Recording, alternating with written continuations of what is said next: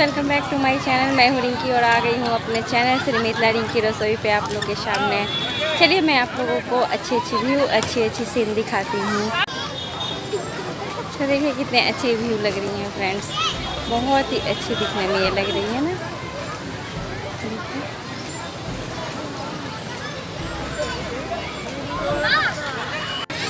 तो देखिए यहाँ सब लोग वोटिंग कर रहे हैं। संडे था, सब लोग अपने अपने मस्ती कर रहे थे, सब लोग अपने अपने मज़े में थे। लेकिन काफ़ी गर्मी थी क्योंकि इतने दिनों के बाद लोग घर से निकलना थोड़ा बहुत शुरू किए हैं, तो सब अपने अपने मज़े में हैं।